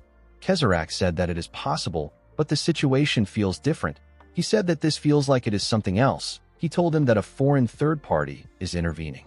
Immediately he said this. He took out a scroll and burned it. Since their culprit took out Hoxa and Berjetin, who are 2 out of the 10 executives, Kezerak asked his subordinate to tell Mongo and Tomoto to stand by even if they find the culprit.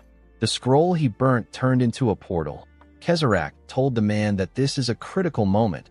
He told him that they can't afford any more disruptions. The man bowed his head and asked his lord if he should resolve the issue himself. Kezerak told him that there is no need for him to also get involved. Immediately he said this. Kezerak made clothes appear on his body. He told the man that he is heading to the Varkan kingdom right now. He told him that he will leave every petty issue that comes up entirely to him. The man said that he will remember this. The scene shifts, and we are taken to the Varkan kingdom. Someone welcomed Kezerak to the castle. Kezerak asked him about where the king is. The man informed him that the king is waiting for him. He asked him to go in. Kezerak and the man walked forward. He and the man stepped inside the king's courtroom. Kezerak bowed his head to the king and asked him to forgive him for the discourtesy of arriving late to the meeting. The king laughed and asked him not to worry about it. He asked him if he has completed the job he gave him. Kezerak informed him that the coarse sorcerers of the Aran kingdom have been eliminated just as he desired. He told the king that he can rest easy now. He asked him for the promised payment. With a smile on his face, the king told Kezerak that a problem has arisen. He said that their kingdom is ringed by steep mountains and their resources are pitifully lacking. The one land where they could gain diverse resources was lost in the recent war against Aran. Kezerak reminded the king that this is why he entrusted his organization with the task. He reminded him that he asked them to eliminate the key sorcerers of Aran to prevent further losses and reclaim the land that was taken. The king told Kezerak that the T's mercenary group handled the task splendidly. Kezerak asked him about what the problem is. The king stood up from his throne and said that even if he took such actions in pursuit of greatness, it is still normal business among nations. With a disgusting look in his eyes, he asked Kezerak if he knows what will happen if word spreads across the continent that he involved a mercenary group that is infamous for engaging in dirty and vile work into his business. He told the sorcerer that just thinking about it gives him a headache. Immediately he said this. A large amount of warriors came out and the door of the courtroom got locked. Kezerak asked the king if he wants to kill him to erase all traces of his work. The king smiled like a deranged person and told him that there was never any payment promised to him.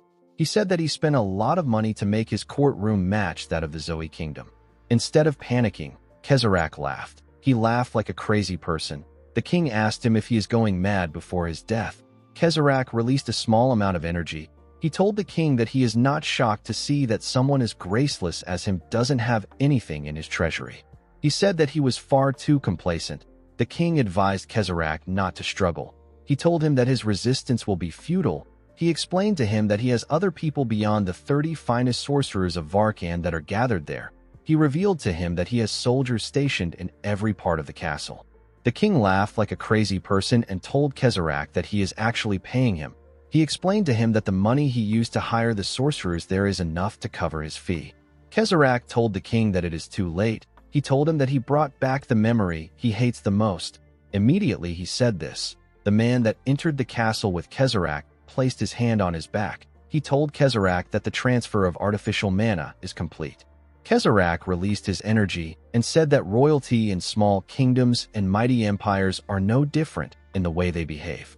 He snapped his finger after saying this. He told the king that his kingdom is finished. He told him that he will take his kingdom as payment. To the king's surprise, nothing happened after Kezerak said this. He laughed and asked the man if he is joking with him. Immediately he said this. A light shined behind him. When he looked outside, he saw that the sky had changed colors. a ridiculously huge statue came out of the sky. The statue began to descend from the sky. The sorcerers in the room quickly ran towards the king. Unfortunately, they were too late. The statue covered the entire palace. The moment it touched the ground, it released a bright light. It destroyed the entire palace in one go. A minute later, we see Kezerak's subordinate call out to him. He told his lord that nothing survived. He said that everything was wiped clean. Kezerak picked up something from the ground and said that things that aren't clean are never beautiful. He picked up the king's crown and carefully looked at it. His subordinate told him that he will guide him to his next destination. Kezerak suggested that they walk this time. He looked at the sky and said that today is particularly beautiful. This overpowered monster with black hair and silver glasses is the leader of Tease. The scene shifts, and we are taken back to the time Ophin asked Van to take her with him. She said that she wants to tear Kezerak to shreds. Van turned around and told the girl that she is out of her mind. Ophin told him that she can't just continue living her life as if nothing happened. Van told her that she would be better off spending the rest of her days in peace. He explained to her that he has no intentions of protecting her. He told her that he might even kill her by himself if she gets in his way. The girl asked him to do as he likes. She said that she doesn't care. Van walked forward and told her that he is heading to the Varkan kingdom. He asked her if she is really planning to follow him. Ophin asked him to kill her anytime she gets in the way. Van told her that they are leaving right now.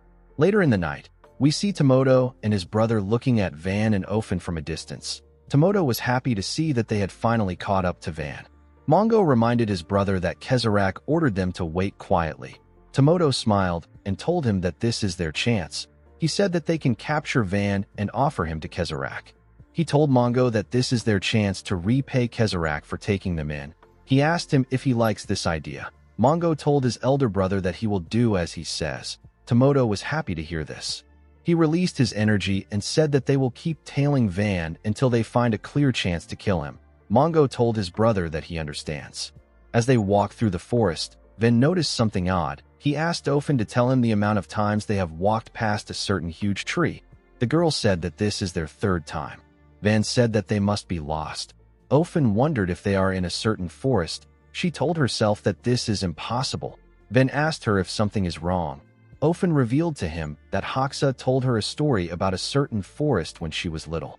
Hoxa told her that the mountain where they opened their tavern used to be a monster's lair. The entrance of this lair is called the Moor Forest. If a person steps into the Moor Forest, they can never get out. Van asked her if she is saying that they have wandered into the Moor Forest. He told her that the forest is nothing more than a ridiculous superstition. Ophin told him that the story is quite true.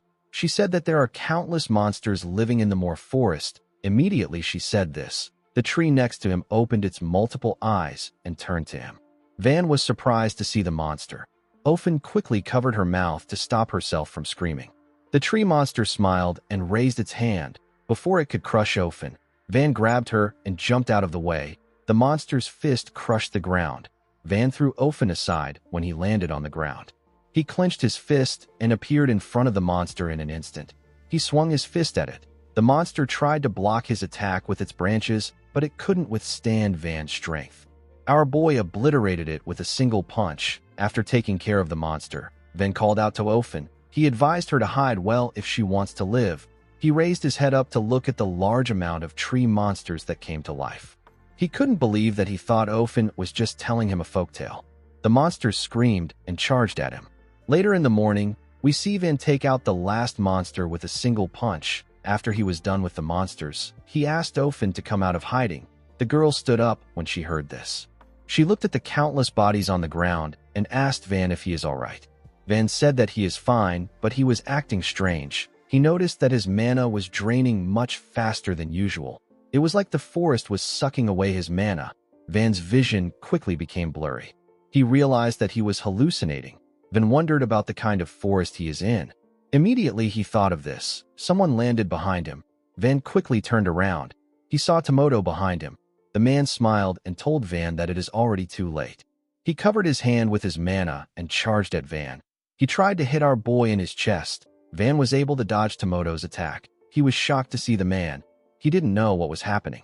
Before he could step back, Tomoto placed his leg on his neck and grabbed his arm. He locked Van down with his position. Van was unable to move because the hallucinations were draining his strength. While Van was trying to put himself together, Tomoto said that this fight might go easier than he expected.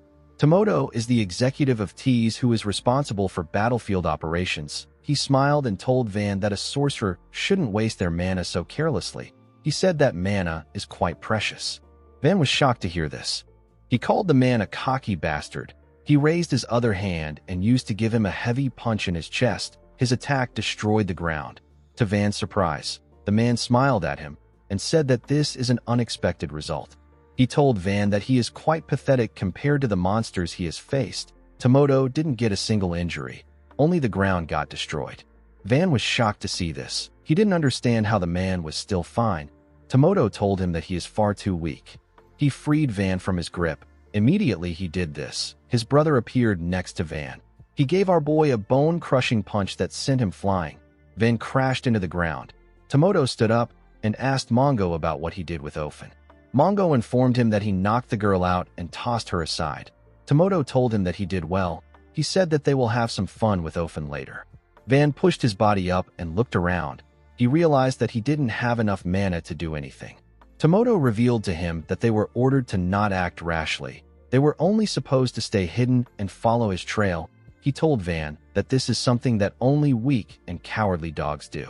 Mongo agreed with his older brother. He said that they are strong dogs. Tomoto smiled and said that they also need to avenge Hoxa and Brigitte. Immediately he said this. Van appeared in front of him and gave him a punch. Tomoto easily blocked our boy's punch with his arm.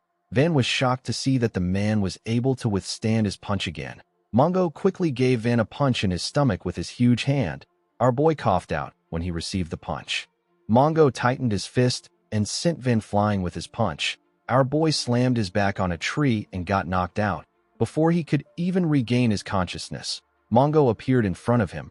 Fortunately, Van opened his eyes before the huge man could attack. He clenched his fist and charged at Mongo.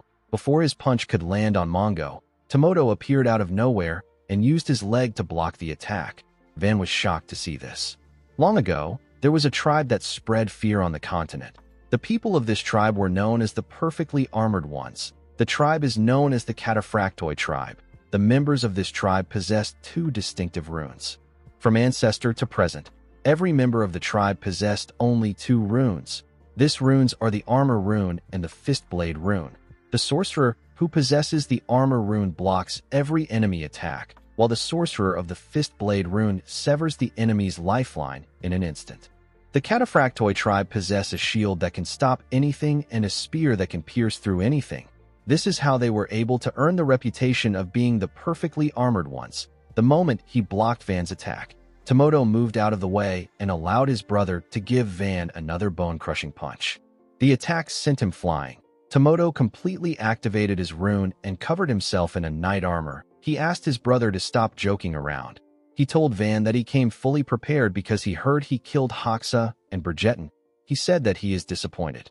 The moment he said this, Mongo covered his hands with huge gauntlets. The two men were ready to end the fight. Tomoto's rune is the armor rune. It allows a mana-forged armor to envelope and protect the caster's entire body. Mongo's rune is the fist blade rune. It gives the user access to mana-forged gauntlets that will trigger an explosion when they come in contact with the target. While lying on the ground, Van noticed that the forest was still sucking his mana. He took a look at his hand and saw that the clothes around it were slowly dissipating. He realized that his annihilation fist, which consumes a lot of mana, is at its limit. Van didn't like this situation. He didn't want to summon an armament that requires him to sacrifice his lifespan, but he had no choice since his mana was getting drained. Tomoto told our boy that he is too weak. He told him that he is pissing him off. He asked Mongo to only leave Van's head. He said that they will need his head for when they report to Kezarek. Mongo stepped forward and said that he will take care of it. Van stood up and asked Tomoto if he just mentioned Kezarek. He realized that the men belonged to the T's mercenary group.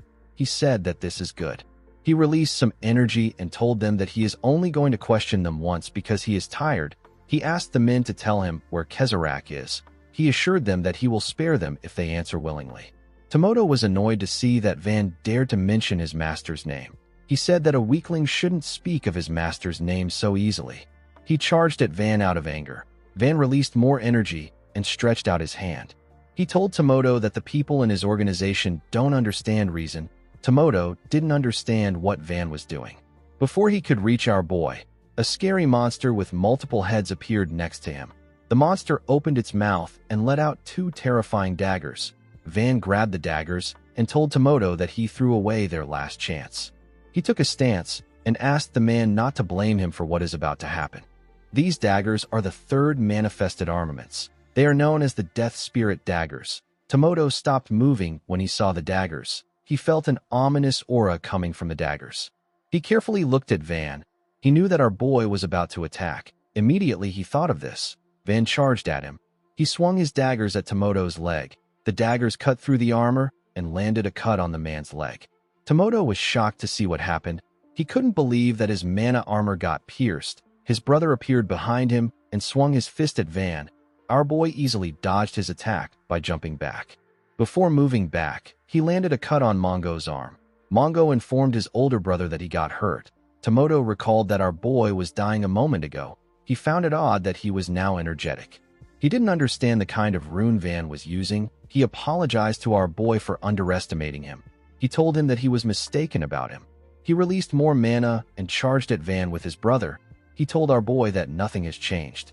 Van raised his daggers when he saw the men coming at him. He appeared next to Tomoto and swung his dagger at him. He landed a cut on his thigh. He moved past Mongo and landed several cuts on him. He was able to tear them apart and move past them in an instant. Blood gushed out of the brothers' bodies. Tomoto quickly turned around and called our boy a filthy rat. To his surprise, Van was no longer behind him. The man asked Mongo about where Van is. Our boy appeared in front of Mongo. He kicked the huge man in his leg and made him lose his balance. He moved his dagger beneath Mongo and got ready to stab him. Unfortunately, Tomoto appeared in front of his brother. He pushed Mongo away and grabbed Van's dagger. He landed on the ground and held on to Van's dagger. He was happy to see that he caught our boy. He asked Mongo to crush Van. To his surprise, nothing happened while he was struggling to hold on to Van. Tomoto called out to his brother and asked him about what he is doing. Unfortunately, Mongo was on the ground. He seemed to be having trouble moving. His gauntlets were slowly dissipating. Tomoto was surprised to see that his brother was unresponsive. He quickly turned around and called out to him again. Immediately he did this, he fell to his knees. Tomoto didn't understand what was happening. He noticed that his mana was getting drained. He asked Van to tell him the trickery he is using. The moment he said this, several tiny heads appeared on his leg. The heads were eating his armor. Tomoto quickly turned around when he felt the creatures on his leg. He wondered about what they were. He had never seen anything so horrifying. With a terrifying look on his face, Van asked Tomoto if something is wrong. He asked him if his body won't move. The Death Spirit dagger is a dagger inhabited by spirits that feed on mana. When this dagger cuts a target, mana-eating spirits cling to the injury and weaken the target's rune. As the spirits ate through Tomoto's armor, Van informed him that the spirits will feed on any mana they can find until they are full. Until that time comes, the spirits will never stop. Tomoto screamed out in pain as the spirits tore him apart. He asked them to leave his mana. He said that the mana belongs to him. He screamed and said that it is his mana. Some minutes later, we see a malnourished-looking man in front of Van. Our boy asked Tomoto if this is their true form. He asked him if they have been strengthening their bodies with mana the entire time. Tomoto asked him to shut up. He said that this isn't their true form. He asked Van to give them back their mana. He said that it was an artificial mana that Kezarek bestowed upon them. He asked Van to return it. Tomoto and his brother looked lifeless and severely malnourished. Their bodies looked nothing like before. Van did not know what artificial mana was. He asked the man if he is saying that their mana was manufactured artificially. He asked Tomoto to tell him more. He reminded him that he and his brother won't be able to last long in a fight with their frail bodies. Tomoto was annoyed to hear this. He said that this is not true. The scene shifts and we are taken to the past. We are taken to the Cataphractoi tribe site. The place was filled with human skulls and bones. We see Kezarek and a man leaving a building. The man told Kezarek that he looks forward to doing business with Tees again. Immediately he said this. Kezarek saw 2 children tied to a tree. The man explained to him that the children were born with bodies that cannot naturally store mana. He referred to them as the tribe's shame. He said that the children have survived for 5 years, but they should be dying soon. The man asked Kezrak not to bother himself with worthless weak trash. Kezrak asked the man if he can take the 2 boys. The man allowed him to do so. 10 years later, we are taken to a burning village. The village was filled with several bodies. A man walked up to Tomoto and Mongo and told them that they have massacred another innocent village. The person who said this was Kezrak. The leader of the group asked Tomoto to tell him why he slaughters humans like this. Tomoto explained to him that he is reminded of his younger self when he sees the weak and the useless. With a smile on his face, he told Kezrak that they would have lived out their lives like trash if they hadn't met him. Tomoto said that he hates thinking about the weak. He said that it disgusts him and he cannot get over it if he doesn't kill them with his own hands. Kezrak told him that his killings are nothing but petty self-loathing. He asked him to refrain from such acts. He told him that self-harm isn't beautiful. Tomoto accepted his master's order. The scene shifts, and we are taken to the present. We see Tomoto screaming at the top of his voice. He said that he and his brother are no longer weak trash. He and Mongo charged at Van with their frail bodies. Our boy closed his eyes and charged at them. He tore them apart with his daggers. Tomoto called out to Kezrak before losing consciousness. Van walked forward as blood gushed out of the men's bodies. With a serious look on his face, Van said that the weaker dog always barks the loudest. The moment he said this, he fell to the ground and lost consciousness. Guys, we have come to the end of our video. If you guys want more of this recap, let me know in the comments section. Don't forget to like and smash that subscribe button for more recaps. See you guys later.